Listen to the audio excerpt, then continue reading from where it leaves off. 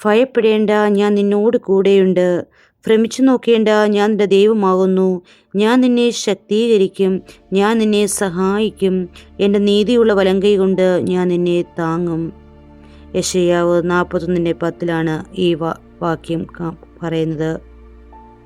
അതായത് ഇത് ദൈവത്തിലുള്ള പൂർണ്ണമായ ഒരു വിശ്വാസത്തെയും ദൈവം തൻ്റെ ജനത്തിന് നൽകുന്ന ഉറപ്പിനെയുമാണ് സൂചിപ്പിക്കുന്നത്.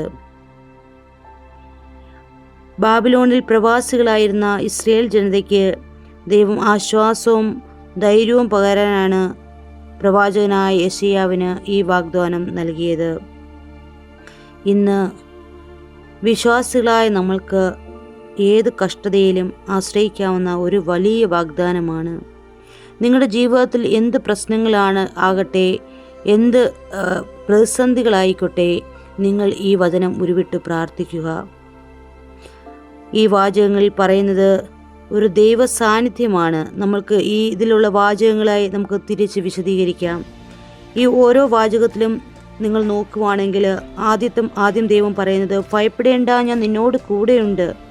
അതായത് തമ്പുരാൻ പറയുന്നത് എൻ്റെ സാന്നിധ്യം നിൻ്റെ കൂടെയുണ്ട്, നീ എന്തിനു ഭയപ്പെടണം. അതാണ് ആ ദൈവിക സാന്നിധ്യം നമ്മൾക്കുണ്ടെങ്കിൽ നമ്മൾ എന്തിനു ഭയപ്പെടണം.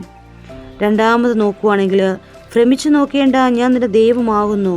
തമ്പുരാൻ പറയുന്നത് നീ എന്തിനു സാഹചര്യങ്ങളെ കണ്ട് പേടിക്കുന്നത്, ഞാൻ നിന്റെ പരമാധികാരിയല്ലേ, എന്തിനും നീ സാഹചര്യങ്ങളെ കണ്ട് പേടിക്കുന്നു എന്നാണ് പറയുന്നത്.